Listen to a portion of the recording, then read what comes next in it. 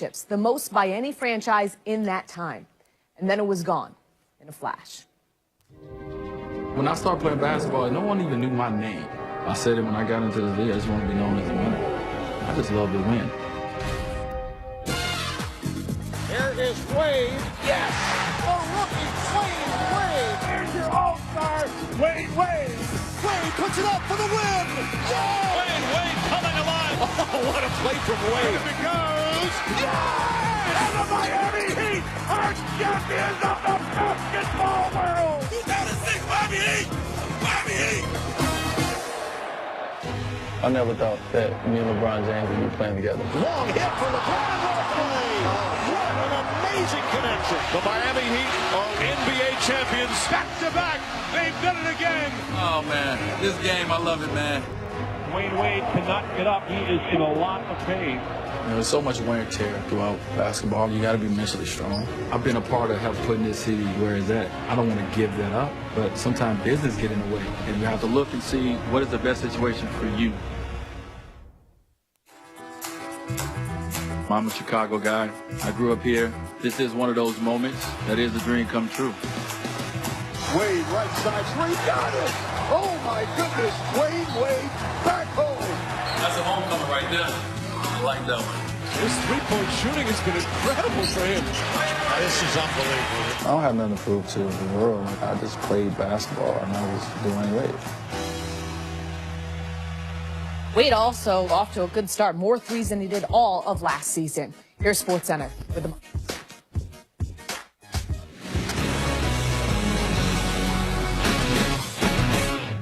Draymond Green, front court left.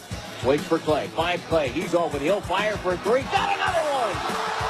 Klay Thompson on an 18-point quarter. And now Rick Carlisle's going to call another timeout. 4:03 to go in the quarter.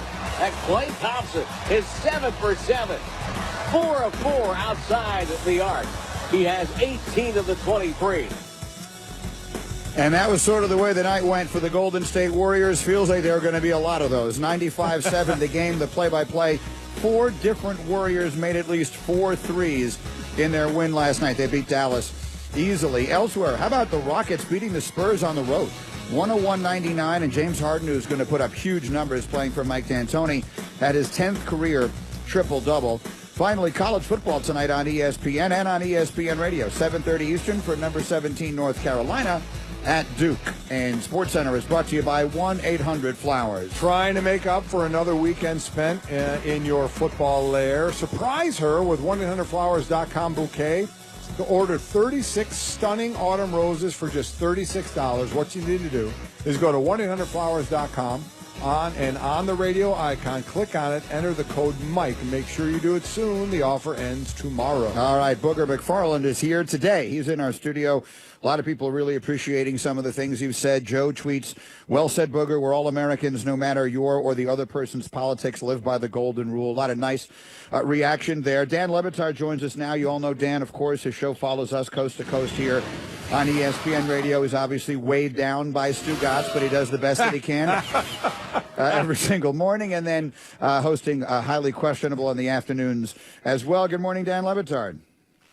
Hello, you've got it wrong, though. I'm the one that adds the weight. Stugatz carries me toward the surface of the sun. When we soar because of the secret sauce that is the mighty Stugatz. Well, let me tell you, if that's the case, what a secret sauce that is.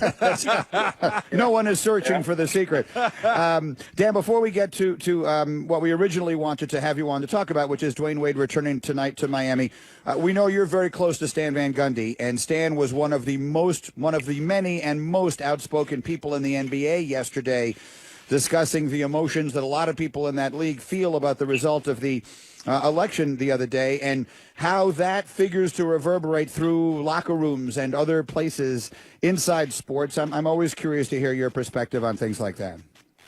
Well, beyond what Stan Van Gundy said yesterday, and I've been talking to him about this for a while now because this has led to some interesting locker room dynamics, as has the entire Colin Kaepernick situation. Stan is, to use his words, embarrassed and ashamed that he didn't do what he did yesterday sooner. he is really hurting about the idea that he didn't use the power of the platform to do what he did yesterday back when it could have made some kind of difference. So he didn't feel like he went far enough soon enough, and so he's really been, I know a lot of people are talking about the race element of this, but he's got daughters, and they've taught him things about what it's like to be a woman in America, and the idea that, the misogyny of the idea that somehow our presidential candidate a month before the election can have a scandal like that misogynistic, is something that really, hurt him beyond just what's happening in his locker room. Yeah, no doubt Stan did not hold back on his thought process.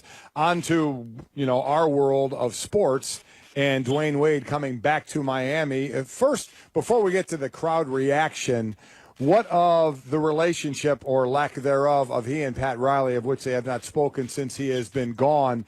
Do you think that's something that will at some point be smoothed over or will just remain as it is, which is none?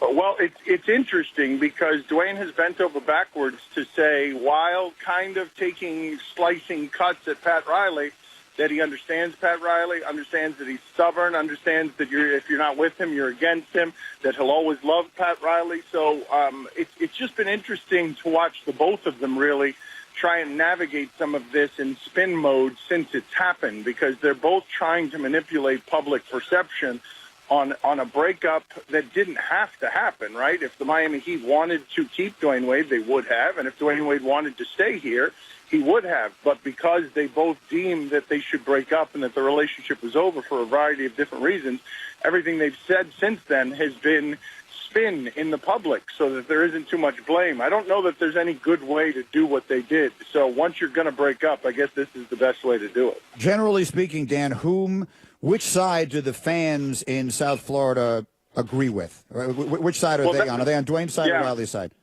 Yeah, that's an interesting one, and I don't know that I can answer it because I think people are split, There's a lot of belief in Pat Riley because of everything that he did here, but the emotion of Dwayne Wade, when he looked, here's where I would go with that one because it's a difficult question. When you listen to Dwayne, and this is why the spin of this is so important, when you listen to Dwayne and he feels disrespected, that's when you lose the fans because they can't really get their head around the idea of $40 million offer that the Heat made being a sign of disrespect. But when you listen to Dwayne and he sounds hurt, that's when he hits him in the heart. When he sounds hurt, when he sounds remorseful, when he sounds like, man, I didn't want to leave there. I really didn't want to leave. That's when the conversation changes, and it's why the spin on this has been so interesting to hear both of them go at it because they're both very smart. They're both businessmen. They both understand. And so it's real difficult to answer that question. It sort of depends on what Wade is saying. They'll be on Wade's side tonight if for whatever reason during the tribute he starts crying because he was hurt by this. There's no questioning that. Dan Booger here. So when you say that they're going to be on his side, do you think that the fan reaction tonight is going to be overwhelmingly in favor of him, or do you think that they're still going to decide and side with Pat Riley and that he's always right as far as building that team? Well, I think in what will reveal itself tonight, I don't think you'll hear of a bad word about Dwayne Wade tonight. I don't think there will be a bad feeling toward Dwayne Wade this evening. He will be embraced fully, and I dare say that you really have a situation here where you might, if Dwayne Wade does what he did so much for the Miami Heat, if he beats the Miami Heat on a buzzer beater, you have a very real possibility that everyone will stand and cheer that. It'll take them a moment, but, to realize what has happened after they get a little bit crushed by having lost the game. But if Dwayne Wade in that building were to beat the Miami Heat on a late shot, my guess is he will get a standing ovation for that. And my guess is you haven't seen that a lot in your lifetime. And final thought, Dan, I guess there isn't a definitive answer to this question, but Mike and I were kicking it around a little earlier. And you've lived there all your life. Is Dwayne Wade the greatest player in South Florida professional sports history? Yes. He is. He's generally considered number one?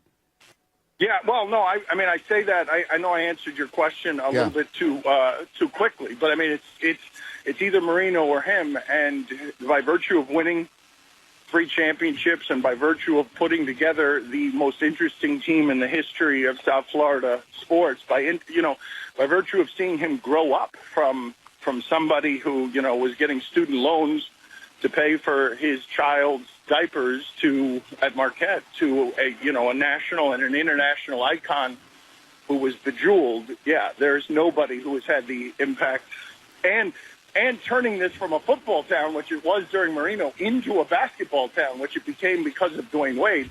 Yeah, that's where Dwayne Wade took the mantle from Marino. So, Dan, in sports, the years are fleeting, and not long ago, Miami had the big 3 there, and they're winning a couple of championships and going to the finals every year, to now nobody from that big 3 is on the team anymore. So 10 years from now, 15 years from now, 20 years from now, when somebody comes up and you say, hey, Dan, how do you remember the big 3 in Miami? What will be your answer? The most interesting time in sports in the history of South Florida. Before that, it was those University of Miami football teams that were polarizing. Us against the world is something that gets thrown out a lot in sports, silly. But that was something. Miami, the reason that was the most interesting team in the history of South Florida sports, beyond the glamour and the glitz of it, is because of how it felt. It felt like everyone disliked that team, and it felt like ultimately that team won people over. However it is that happened. So yeah, that was there will never. I don't know if there'll ever be a time like that again in South Florida sports, which is one of the reasons that it hurts so much to watch that Heat team now when you've got Tyler Johnson and Hassan Whiteside. Dan Le Batard getting set for his show. Again, follows us every single day, coast to coast. Here with Stugotz, and then this afternoon with Highly Questionable. Thank you, Dan. Thanks, Dan.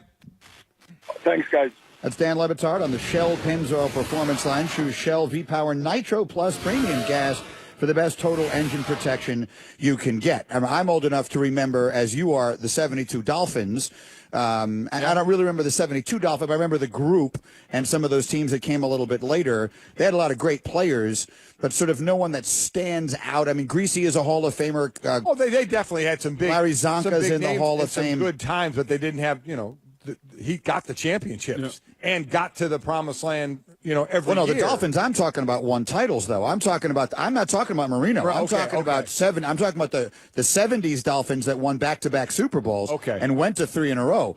Bob Greasy, Larry Zonka, Jim Kick, Nick Bonacani, Manny Fernandez, on and on that list goes. A lot of recognizable names there. But what they didn't have was Marino. Right? They weren't, even though Greasy's in the Hall of Fame. Greasy was a pretty big star. He was, but he wasn't Dan Marino. I mean, when you heard Le Batard say, it's either Wade or Marino. Marino won 0 championships. Greasy won 2 Super Bowls, and yet. So is that fair? Is that fair? Is it just that we're doing this because it's decades ago? No, I think it's because Greasy was part of a really great team. I mean, that team I think is better remembered for their running backs and for the no-name for the defense than it is for the quarterback play. And he missed a lot of that season, right? I mean, Greasy, the unbeaten season, Earl Morrall played a lot of that season. It's before my time, but one way or another, Wade going back to Miami tonight is interesting. All right, Booger is here. We'll go to college football next. Did the committee get it right, and how's this thing going to play out as we continue? Booger's got answers after this word from Dollar Shave Club. Guys, we love Dollar Shave Club. They've been with us for years. The shave is fantastic. Yep, what you probably may not know is all the other amazing products that they have, stuff for your hair, your face, for everywhere to keep you feeling and looking fresh. If you are not a member and have never joined Dollar Shave Club, now's the time. You're going to get your first month of razors free. All you do is pay shipping. After that, it's only a few bucks.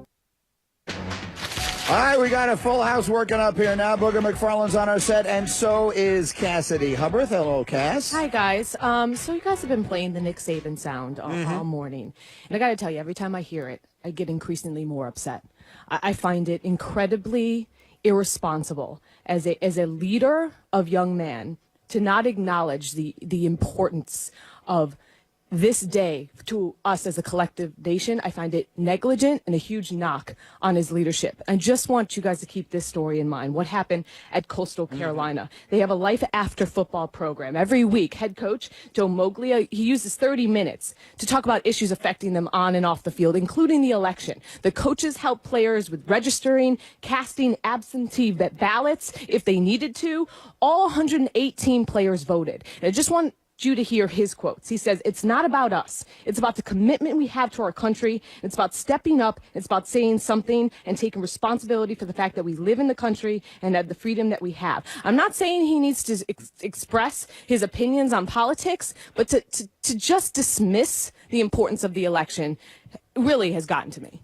Cass is as fired up as you ever been. I agree with you. I agree. This is a golden opportunity. We're not in the pro locker rooms where everybody's almost on equal footing. What a chance to teach and help, because there does have to be the absentee ballots with guys from out of town. And to make something out of that with these 18 to 22-year-olds, but to just dismiss it like I didn't even know what was going on there. I agree with you. I think it's a shame. I had that Coastal Carolina story set aside yesterday and never did get to it. I believe they actually went and voted together. Not only did all of them vote, they all took buses to a polling place and voted together. The part we don't know is if Saban is just saying that publicly for whatever reason and other things went on behind the doors, but I don't disagree with your point.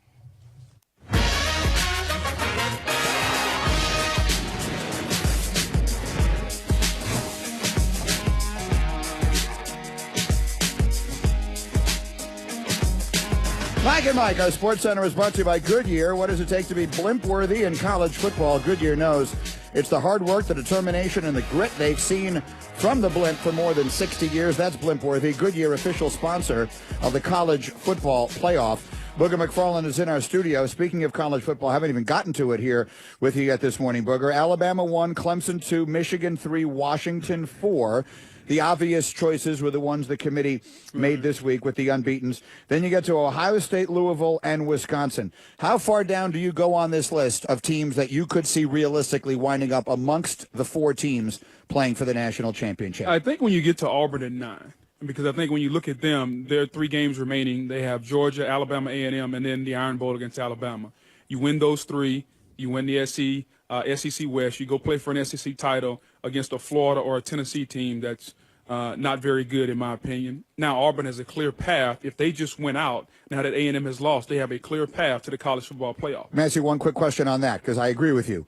If Auburn wins out and wins the SEC, I believe they will get in. Mm-hmm. That leaves you with the following question. I already know where you're going. Alabama, at that point, with 1 loss, let's say it's a close game. Yeah. They've been considered by everyone to be the best team in the country all year long. Would they get left out? I think the conversation will come down to Alabama and depending on what Washington does, because Washington is largely considered the weakest of the undefeated team based on that non-conference schedule, which is a joke. And so I think then the committee would have to ask themselves, does the 0 at the end of your name and the conference championship mean more than the words that you use in your motto? We want the best team, the 4 best teams. And so in my opinion, if they want the 4 best teams, if Alabama loses a close game, there's no way you can convince me that Alabama isn't among the 4 best teams, to your point, Greeny. So I think you're going to have a very, very deep discussion in that room between the powers that be to say, okay, is the conference championship that Washington won, if they go on and go undefeated and win the conference championship, is that enough to supplant Alabama? I think Alabama is among the 4 best teams in the country right now. If they only lose 1 game, albeit a close game to Auburn, I don't know how you could keep them out, but you set a bad precedent when you have a Power 5 conference champion that's undefeated. And to me,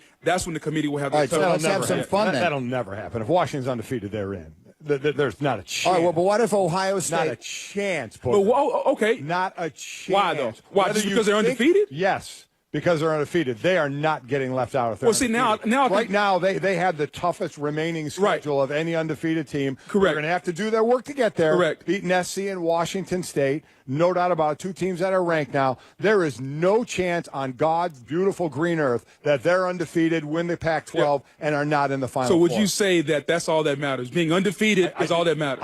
It goes a long way. It goes a long way. They never lost in a Power 5 conference. Yes, it goes a long way, and it should go a long way. It also goes a long way talking about their non-conference schedule, which was hot garbage. Okay, a couple of teams weren't. Yes, exactly right. You can point to SEC teams that play garbage teams last week as well. That. I mean, so don't give me that one. But, seriously. But in Green's scenario, I'm just comparing them to Alabama. If Alabama loses to Auburn, Auburn wins the SEC. Now Auburn gets, I think, the automatic bid to the college football playoff. Now you have a 1-loss Alabama against an undefeated Washington Pac-12 championship. No chance. How about if the Big Ten champion has 1 loss? The Big What Ten. if Ohio State wins the Big Ten? The Big Ten is a tougher conference, so I think the Big Ten gets the nod automatically. So a one-loss Ohio State with a Big Ten championship goes over a one-loss Alabama. Yeah, it's the year. I think so, yeah. This year, the Big Ten's a tougher conference. Yeah. 3 years ago, maybe it wasn't. Correct. I mean, so based on what the committee is saying right now, I think they value the conferences, Big Ten and then SEC. I think the Pac-12 is near the bottom along with the Big 12. Yeah. I think the ACC is right in the middle. I agree with that. Yeah. As far as the ranking, I'm not trying to say the Pac-12 is a power of the Power Five. Right. What I'm saying is there is no way the committee is leaving them out of the playoffs. I'm not done. An undefeated winner. What if Wisconsin wins the Big Ten? Wow. Yeah. If Wisconsin wins the Big Ten, I think you have the same scenario that you do with Auburn. I think you have a two-loss team in a very tough conference that wins the Big Ten. I think you would have ahead to of put a them in. one-loss Alabama. That's a two-loss Wisconsin. Now, by definition, they would have to have avenged one of their losses. Correct. Because they got to beat either Ohio State or Michigan to win the Big Ten title. I know that all these things aren't going to happen. Correct. One of them could. If it's the Big Ten, I would agree with you. The Big Ten, based on what the committee has shown us right now, where Michigan is in the rankings, they value, in my opinion, the Big Ten more. So the Big Ten, in my opinion, if it's a two-loss Wisconsin team, I think they will get in over a one-loss Alabama non-conference champion. Golick, I will give you this. You want the 8 teams? You want an 18 playoff? Yeah. Oh, yeah. The best way that will happen is if Alabama loses one game and winds up out. Because then you can go to the Power Five, are in conference champs, and then do 3 at large. Because even I, who do not support it, expanding this thing, I don't believe the best team in the country last year played in the Final Four. I thought the best team was Ohio State. They didn't play like it all year. I'm not suggesting they should have gotten in, but the best team did not wind up getting in. Real quick, you don't seem too sold on Washington, do you? Not really, because we really don't know what they are yet. Yeah. I'm one of those who has watched them, Yeah. and I think they are completely being undersold. I think they got a tough remaining schedule. If they get into this Final Four, I'm going to say watch out. Watch out for what they can do. I like what they do rushing the passer. They average about 3 sacks a game. I love Browning. I love Peterson.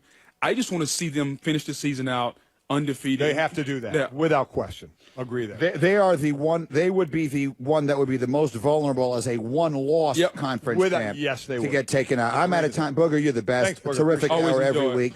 Thank you so very much. We have a lot more to do here this morning, including Trent Dilfer on the way. We're talking football with him and more. Stick.